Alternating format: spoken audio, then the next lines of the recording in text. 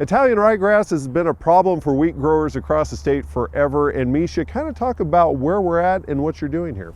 Yeah, so this is our favorite Italian ryegrass field, mostly because the pH is really low, and ryegrass, we have a good ryegrass population. It competes well with the wheat.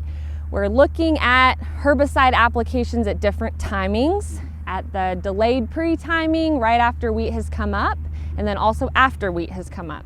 What are you finding just in what you've done the applications for this year? Yeah, so our delayed pre-timings, if they get incorporated by rain, which we have had rain this season, they have been doing very well, and those are a lot of the cleaner plots that you see out here.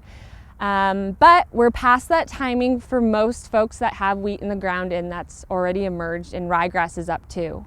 So if your ryegrass is up, the kind of go-to post-emergence application that we have is pinoxidin, sold as Axial.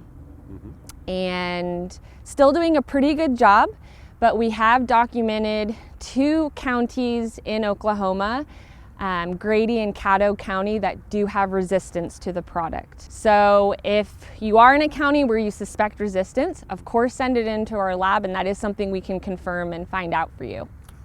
Moving forward through the wheat growing season, when would be some good time for applications throughout the season? Yeah, so with ryegrass, we usually get more than one flush. Right. So some folks like to go out in the late winter, early spring, because they don't want to go out twice, which is understandable. For other species that are more fall germinators, some folks like to go out in the winter, fall winter, like feral rye, that usually has one flush. Some of our bromes have one flush. You have to balance that. If you wait till the spring, you have that competition all the way until the spring.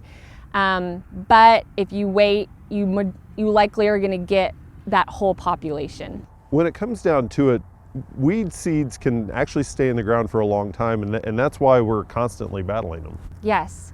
Weed seed bank dynamics is kind of a complicated topic that's not easy to study. Right. They can hang out in the soil for several years depending on the species, and sometimes they go dormant. We don't see them in 1 year, and then they resurface, or they come out of dormancy and we see them.